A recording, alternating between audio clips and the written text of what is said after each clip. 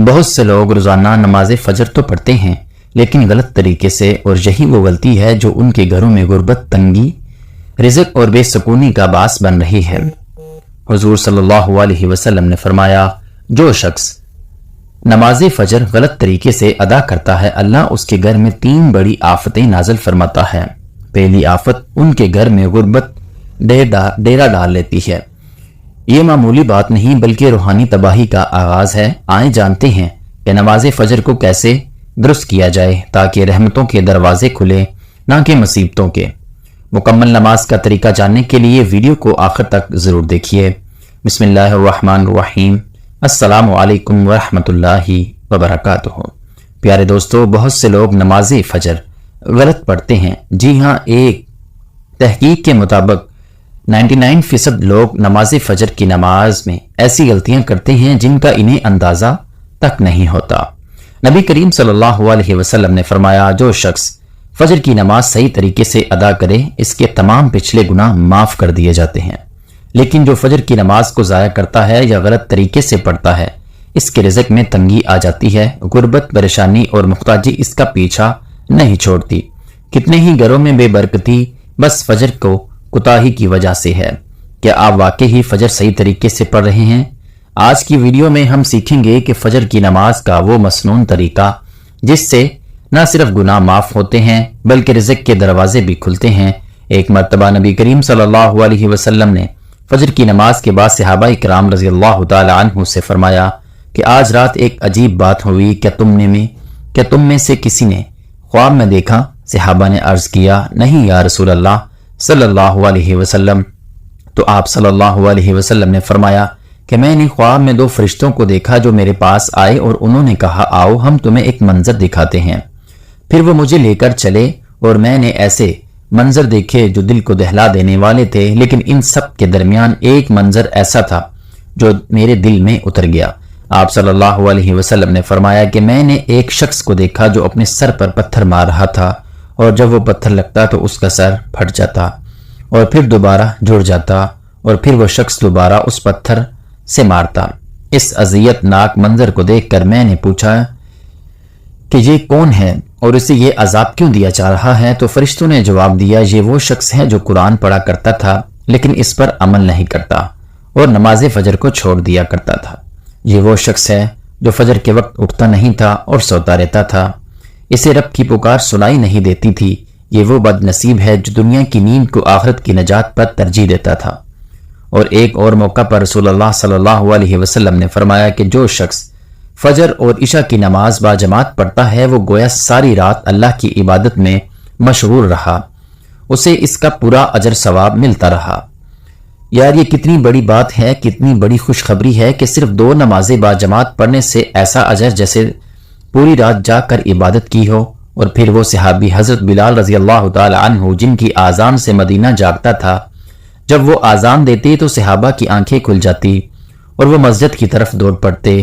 حضرت بلال فجر کے وقت آذان دیتے تو رسول اللہ صلی اللہ علیہ وسلم کا چہرہ انور چمکنے لگتا، خوشی سے پر نور ہو جاتا، کیونکہ وہ جانتے تھے کہ اب میری امت اٹھیں گے، اب وہ رب کے دربار میں حاضر ہوں گے۔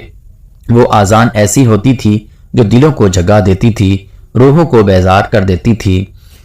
اور ایک دفعہ ایک نوجوان صحابی مسجد میں فجر کے لیے نہ آیا۔ حضور صلی اللہ علیہ وسلم نے اس کی غیر موجودگی کو محسوس کیا اور نماز کے بعد صحابہ سے پوچھا، فلاں کہاں ہے؟ صحابہ نے عرض کیا، یا رسول اللہ وہ بیمار ہے اور کمزور ہے۔ آپ نے فرمایا کہ اگر وہ 2 آدمیوں کے سہارے بھی چل سکتا ہے تو بھی اسے مسجد آنا چاہیے۔ سبحان اللہ، اتنی تاکید کے بیماری اور کمزوری کے باوجود بھی فجر کی نماز کو مسجد میں باجماعت ادا کرنے کا حکم دیا جا رہا ہے۔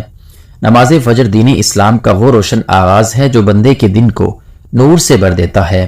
یہ وہ لمحہ ہے جب ساری دنیا نیند کی آغوش میں ہوتی ہے اور ایک مومن رب کے سامنے کھڑا ہوتا ہے۔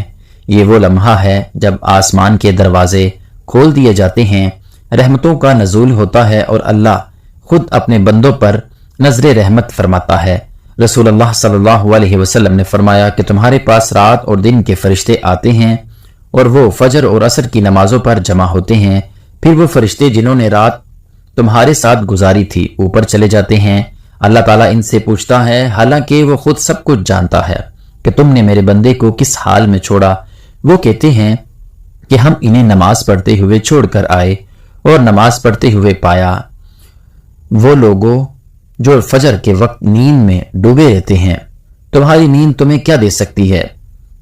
تم کیا چیز پا لیتے ہو جب تم فجر کی نماز چھوڑ دیتے ہو؟ تم اس لمحے کو کھو دیتے ہو جب رب تعالیٰ خود اپنے بندوں کے قریب آتا ہے، جب اس کی رحمت ہر سو پھیلتی ہے اور جب فرشتے تمہارے اعمال لے کر اس کے حضور پیش ہوتے ہیں۔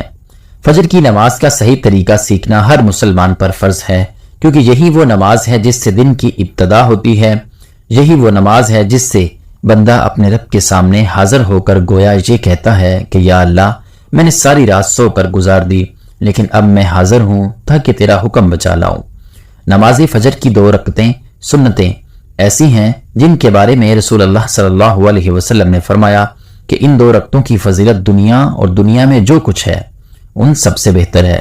ان 2 رکعتوں کی حفاظت نبی کریم صلی اللہ علیہ وسلم خود بھی فرماتے اور دوسروں کو بھی تلقین فرماتے، حتیٰ کہ سفر میں بھی انہیں ترک نہ فرماتے۔ نماز فجر نماز کی نیت یوں کی جاتی ہے کہ دل میں یہ ارادہ ہو کہ میں اللہ کے لیے 2 رکعت نماز فرض ادا کرتا ہوں۔ نماز کا آغاز تکبیر تحریمہ سے ہوتا ہے، یعنی اللہ اکبر کہہ کر دونوں ہاتھ کندھوں پہ یا کانوں تک اٹھا کر سینے پر باندھ لیے جاتے ہیں، پھر ثنا یعنی سبحانک اللہم و بحمدک پڑھی جاتی ہے۔ اس کے بعد سورۃ فاتحہ پڑھی جاتی ہے جو ہر رکعت میں فرض ہے۔ اس کے بعد کوئی اور سورت یا کم از کم 3 آیت قرآن مجید سے پڑھی جاتی ہیں اور پھر رکوع کیا جاتا ہے۔ سبحان ربی العظیم کہا جاتا ہے، کم از کم 3 مرتبہ، پھر قیام کیا جاتا ہے، سمیع اللہ لمن حمدہ ربنا ولک الحمد کہا جاتا ہے، پھر سجدے میں جایا جاتا ہے اور سبحان ربی الاعلی کہا جاتا ہے، پھر بیچ میں بیٹھ کر دوسرا سجدہ کیا جاتا ہے، اور اسی طرح دوسری رکعت میں بھی سورۃ فاتحہ اور کوئی سورت یا آیت پڑھی جاتی ہے۔ دوسری رکعت کے بعد آخری تشہد میں بیٹھا جاتا ہے اور التحیات، درود ابراہیم اور دعائیں پڑھی جاتی ہیں اور سلام پھیر دیا جاتا ہے۔ نماز مکمل ہو جاتی ہے۔ یاد رکھو کہ نماز فجر کے لیے بر وقت اٹھنا ایک جہاد سے کم نہیں، لیکن جو لوگ اس جہاد میں کامیاب ہو جاتے ہیں وہ اللہ کے محبوب بندے بن جاتے ہیں۔ فجر کی نماز کے لیے سونے سے پہلے نیت کرو اور اللہ سے دعا مانگو کہ وہ تمہیں وقت پر جگا دے۔ سونے سے پہلے وضو کر کے سونا بھی برکت لاتا ہے، نیند کو عبادت میں بدل دیتا ہے۔ اگر ممکن ہو تو الارم لگاؤ یا کسی کو کہو کہ جگا دے، لیکن سب سے مؤثر طریقہ دل کی لگن اور نیت ہے۔ جب دل میں ہو کہ میں نے فجر کی نماز ضرور پڑھنی ہے تو اللہ بھی مدد فرماتا ہے۔ بعض لوگ کہتے ہیں کہ ہم کوشش کرتے ہیں لیکن آنکھ نہیں کھلتی۔ دراصل آنکھ نہیں، نیتیں بند ہو جاتی ہیں۔ جب تم دل سے چاہو گے تو رب خود جگا دے گا۔ ایسے کئی واقعات موجود ہیں جن میں لوگوں نے سچی نیت کی اور بغیر الارم کے وقت پر اٹھے۔ نبی کریم صلی اللہ علیہ وسلم نے فجر کی نماز کو منافقین پر سب سے بھاری قرار دیا، کیونکہ وہ رات کے آرام کو ایمان پر ترجیح دیتے ہیں۔ لیکن جو لوگ سچے مومن ہوتے ہیں وہ ساری دنیا کی نیندیں چھوڑ کر اللہ کے رضا کے لیے اٹھ کھڑے ہوتے ہیں۔ فجر کی نماز نہ صرف فرض ہے بلکہ بندے کے دن کو برکت والا بناتی ہے۔ جو دن سے فجر شروع ہوتا ہے وہ شیطان سے محفوظ رہتا ہے، اور جس دن کی ابتدا بغیر نماز کے ہو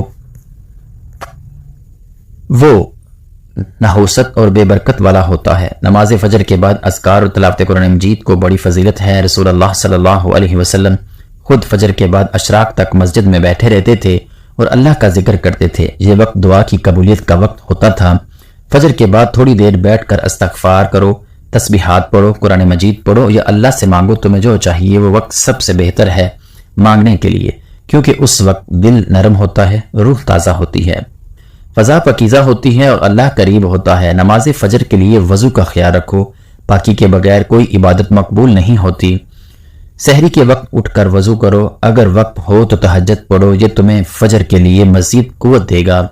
فجر کی نماز باجماعت ادا کرنا سنت ہے۔ بعض لوگ علماء کرام کے نزدیک واجب کے قریب ہے۔ اس کی بڑی فضیلت آئی ہے کہ جو شخص 40 دن تک فجر کی نماز باجماعت ادا کرتا ہے اسے نفاق سے بری الزامہ ہونے کی سند ملتی ہے۔ جو لوگ سوتے رہتے ہیں اور نماز فجر چھوڑ دیتے ہیں ان کے متعلق سخت وعدے آئی ہیں کہ ان کے کانوں میں شیطان پیشاب کرتا ہے، یعنی وہ اس قدر غفلت کا شکار ہو جاتے ہیں کہ شیطان ان کے اندر نفرت سستی بھر دیتا ہے۔ فجر کی نماز کو کبھی معمولی نہ سمجھو، یہ وہ نماز ہے جو تمہاری زندگی بدل سکتی ہے۔ یہ وہ نماز ہے جس سے تمہارے دن کا رخ طے ہوتا ہے۔ اگر دن کا آغاز اللہ سے ہو تو برکتیں تمہارے ساتھ چلتی ہے، اگر دن کا آغاز غفلت سے ہو تو نحوست اور پریشانی تمہارا پیچھا نہیں چھوڑتی۔ فجر کی نماز سے تمہارے چہرے پر نور آتا ہے، تمہارے رزق میں وسعت آتی ہے، تمہاری دعاؤں میں اثر پیدا ہوتا ہے، تمہارے دل کو سکون ملتا ہے، تمہارے قدم سیدھے رہتے ہیں اور تم اللہ کے قریب ہوتے ہو۔ اس نماز کے ذریعے تم خود کو شیطان کے پنجوں سے آزاد کرتے ہو اور اللہ کی رحمتوں کی چھاؤں میں آ جاتے ہو۔ اور اپنے بچوں کو بھی فجر کی عادت ڈالو۔ گھر میں فجر کی آذان کی آواز آئے تو گھر والے جاگ جائیں۔ ماں باپ خود اٹھیں گے تو اولاد بھی اٹھے گی، اگر ماں باپ سوئے رہیں تو بچے کیسے جاگیں گے؟ آج ہمارے گھروں میں فجر کی نماز کا اہتمام ختم ہوتا جا رہا ہے، اسی لیے برکتیں بھی کم ہو گئی ہیں، سکون بھی کم ہو گیا ہے، رزق میں تنگی آ گئی ہے اور دلوں میں بے چینی بھر گئی ہے۔ اگر تم چاہتے ہو کہ تمہارے دن خوشیوں سے بھر جائیں، تمہارے گھر نور سے جگمگا اٹھیں، تمہارے چہرے پر سکون ہو تو تمہارے اعمال میں خیر ہو، تو فجر کی نماز کو اپنی زندگی کا لازمی حصہ بنا لو۔ کبھی قضا نہ ہونے دو، کبھی سستی نہ کرو، چاہے سردی ہو یا گرمی، نیند کا غالبہ ہو یا تھکن۔ یاد رکھو کہ جنت کی راہیں انہی قدموں سے طے ہوں گی جو فجر کے لیے اٹھتے ہیں۔ اللہ رب العزت سے دعا ہے کہ اللہ ہم سب کو نماز فجر نہ صرف باجماعت بلکہ مکمل اخلاص اور صحیح طریقے سے ادا کرنے کی توفیق عطا فرمائے۔ یا اللہ ہمارے دلوں میں نماز کی محبت پیدا فرما اور ہمیں ان خوشیوں میں نصیب خامن واجل گھروں میں تیری رحمتیں، برکتیں اور سکون نازل ہوتا ہے۔ آمین ثم آمین۔